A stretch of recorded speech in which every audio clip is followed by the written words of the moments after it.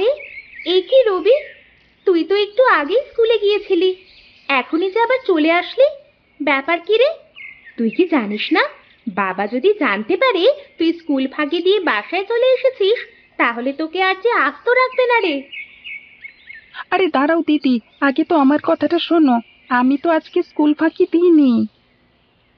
School ফাঁকি দিসনি? তাহলে তুই আজ এত তাড়াতাড়ি বাড়ি ফিরে আসলি কেন? প্রতিদিন তো তুই স্কুল থেকে ঠিক দুপুর বেলায় বাড়ি ফিরে আসিস, কিন্তু আজ তো খুব তাড়াতাড়ি ফিরে এসেছিস। বলছি দিদি, বলছি, আজ আমি স্কুল ফাঁকি দিইনি গো। আজ স্কুলে গিয়ে দেখি স্যারেরা সবাই পিকনিকে যাবার প্ল্যান করছে, তাই আজ আমাদেরকে খুব তাড়াতাড়ি ছুটি দিয়ে দিয়েছেন। স্যারেরা পিকনিক করবে? সে পিকনিক আবার কি রে রবি? পিকনিক কি খায় নাকি মাথায় দেয়? কি সব বলছো দিদি? তুমি কি আসলেই জানো না পিকনিক কি? সত্যি করে বলো তো, তুমি কি কখনো পিকনিক করনি? আরে, আমি কিভাবে জানবো? আমি তো কখনো স্কুলেই যেতে পারিনি, আবার পিকনিক করব কিভাবে? এখন তুই বল তো দেখি, পিকনিকটা আবার কি? আচ্ছা দাঁড়াও দাঁড়াও, আমি তোমাকে সব ভালো মতো বুঝিয়ে বলছি। শোনো দিদি, পিকনিক হলো একসাথে সবাই মিলে মজা করা, খাওয়া দাওয়া করা এবং খেলাধুলা করা। আর এইগুলো করা যেতে পারে বনে, জঙ্গলে, নদীতে কিংবা পাহাড়ে। আমরা যে চড়ুই ভাতি খেলি না, এটাকেও পিকনিকই বলে। বলিস কি রবি, চড়ুই ভাতিকে পিকনিক বলে? তা তো আজ জানলাম। তাহলে চল, আমরাও একদিন পিকনিকে যাই। বলো কি দিদি, তুমি সত্যি পিকনিকে যাবে? হ্যাঁ রে, সত্যি বলছি। চল, আমরা কালকেই পিকনিকে যাই। আমাদের গ্রামের যে নদীটা আছে না, ওইখান থেকে মাছ ধরে সেই মাছ পাশের জঙ্গলে গিয়ে রান্না করে সবাই মিলে খাবো। সত্যি বলছো তো দিদি? তাহলে আমি টুম্পা আর ময়নাকেও বলে আসি। হ্যাঁ রে, যা, তুই ওদেরকেও বলে আয়। কাল সকালেই আমরা বের হব।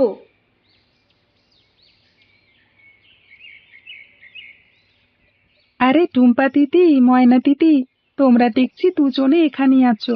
আমি তোমাদেরকে একটা খবর জানাতে এসেছি, দিদি আমাকে পাঠিয়েছে। হ্যাঁ রে রবি, বল, কি বলার জন্য এসেছিস? শোনো, কালকে দিদি পিকনিকের আয়োজন করেছে। তুমি আর টুম্পা দিদি কালকে সকালে নদীর ধারে চলে এসো কেমন? কালকে দিদি নদী থেকে মাছ ধরে সেই মাছ জঙ্গলে নিয়ে পিকনিক করবে। বলিস কি রে, কিন্তু এটাকে তো আমরা চড়ুই ভাতি বলি। তুই তো দেখছি পিকনিক না টিকনিক কি যেন একটা বলছিস। হ্যাঁ গো, এটাকে স্কুলে পিকনিক বলে। তোমরা কালকে চলে এসো, আমি এবার যাই কেমন?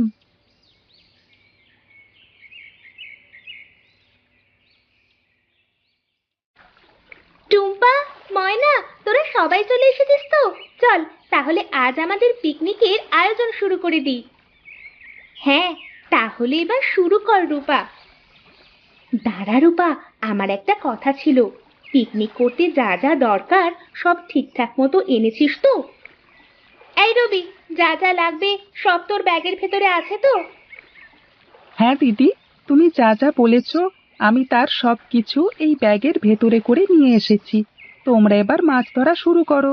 মাছ ধরা হয়ে গেলে আমরা বাকি কাজটা শুরু করে দেব। হ্যাঁ ঠিক আছে, দে দে, বড়শিগুলো এবার আমাদের হাতে দে। আমরা তাহলে মাছ ধরা শুরু করে দিই।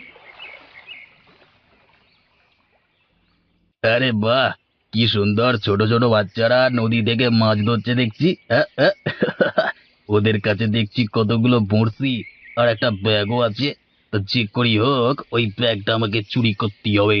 হেয়া, একবার ব্যাগটা চুরি করতে পারলেই কেল্লা ফাতে। হ্যাঁ, কে আমাকে আর ছোঁবে?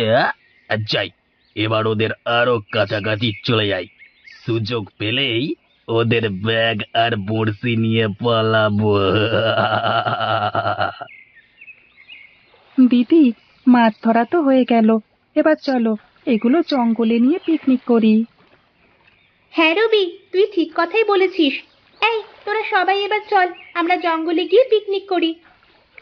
হে হে হে, পিকনিক নয় দিদি, পিকনিক হবে, পিকনিক। এবার চলো।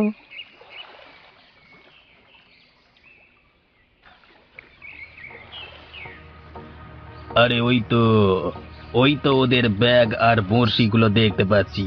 যাই, চুপি চুপি গিয়ে ওগুলো জলদি করে চুরি করে নিয়ে পালাই। না জানি ওই ব্যাগের ভেতর কত কিছুই না আছে।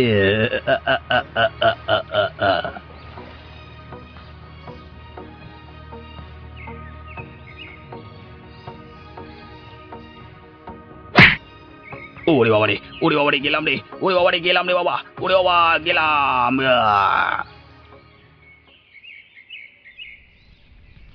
রবি, মাছ রান্না তো প্রায় হয়ে গেছে। তুই এবার গিয়ে তোর ব্যাগ থেকে কয়েকটা থালা নিয়ে আয়। আমরা সেই থালায় করেই তো মাছ ভাজা খাবো। ঠিক আছে দিদি, তোমরা সবাই এখানেই বসে থাকো, আমি এখনই ব্যাগের ভেতর থেকে কয়েকটা থালা নিয়ে আসছি। দিদি, দিদি জলদি করে এসো, দেখে যাও এখানে ব্যাগ আর বড়শি কোনোটাই নেই।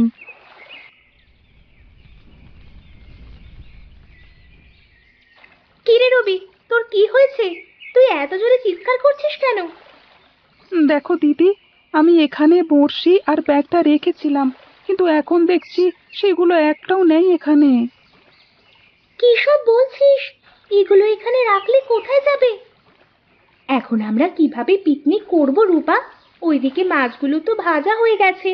এখন ওই গরম মাছ ভাজাগুলো কি করে খাবো আমরা?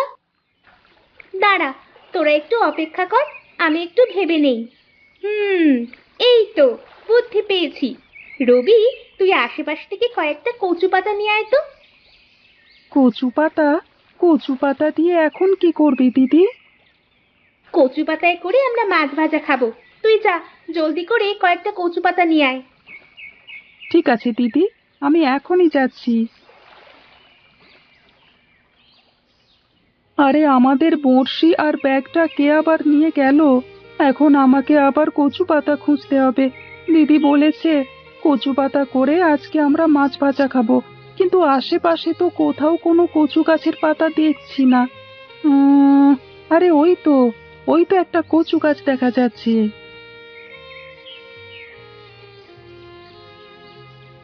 দিদি, কোথায় তুমি? জলদি করে এখানে এসে দেখে যাও, এখানে একটা লোক পড়ে আছে।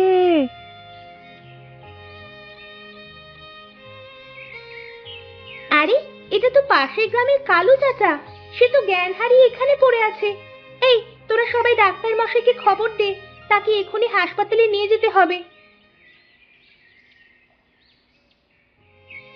আরে ও গিন্নি, আমার আবার কি হয়েছে গো? আমি হাসপাতালে কি করে চলে এলাম? আমি তো কোথায় যেন ছিলাম আর কি। মানে এই যা মনে পড়ছে না তো। কোথায় আবার ছিলে? মনে হয় কিছু চুরি টুরি করে জঙ্গলে গিয়ে মরেছো। ওই ছোট ছোট বাচ্চারা যদি জঙ্গলে আজ না থাকতো, তাহলে তো তোমাকে ওই জঙ্গলেই পচে গলে মরতে হতো। ভাগ্যিস ওরা ছিল, নয়তো আজ আমার আর আমার সন্তানদের কি হতো? তুমি না থাকলে তো আমরা না খেয়ে একেবারে মরে যেতাম গো। আরে, আমি ওদের ব্যাগ আর বড়শি চুরি করেছি, আর ওরাই কি না আমাকে হাসপাতালে পৌঁছে দিয়েছে? ছি ছি ছি ছি ছি ছি, এসব আমি কি জঘন্য কাজ করতে গেছি গো! না না না না, আমাকে আজ থেকে এই চুরি করা ছেড়ে দিতেই হবে। আমি আজকে থেকে ভালো হয়ে যাব। জীবনে আমি আর কখনো চুরি করব না। ওগো, বিড়বিড় করে তুমি কি বলছো? কাকিমা, চাচা এখন কেমন আছে? হ্যাঁ, এই তো এবার একটু ভালো আছে। ডাক্তার মশাই ওষুধপত্র লিখে দিয়েছে, ওগুলো খেলেই ভালো হয়ে যাবে। চাচা, ঠিক মতো ওষুধপত্র খেয়ে নেবেন, নয়তো আবার অসুস্থ হয়ে যেতে পারেন। তোমরা আমাকে ক্ষমা করে দিও বাচ্চারা, আমি ভুল করে তোমাদের ব্যাগ আর বড়শিগুলো চুরি করেছি। তোমরা যদি আজ আমাকে না বাঁচাতে, তাহলে ওই জঙ্গলে আমাকে মরতে হতো গো। আমি তোমাদের এই ঋণ কখনোই ভুলবো না। আরে না না, এভাবে বলবেন না। আপনি তো আমাদের ব্যাগ আর বড়শি চুরি করেননি। আমরা তো সেগুলো জঙ্গলের কাছেই ফেলে এসেছিলাম, পরে গিয়ে আবার খুঁজে পেয়েছি। আরে বাহ, এত সুন্দর মাছ ভাজার ঘ্রাণ কোত্থেকে আসছে! ইস, ঘ্রাণ শুনি তো জিভে জল চলে আসছে। এই তো আমরা মাছ ভাজা খাচ্ছি চাচা, আপনি খাবেন নাকি? হ্যাঁ হ্যাঁ, আমাকে একটা দাও না গো। এত ঘ্রাণের মাছ ভাজা না খেলে কি হয় নাকি? হ্যাঁ হ্যাঁ।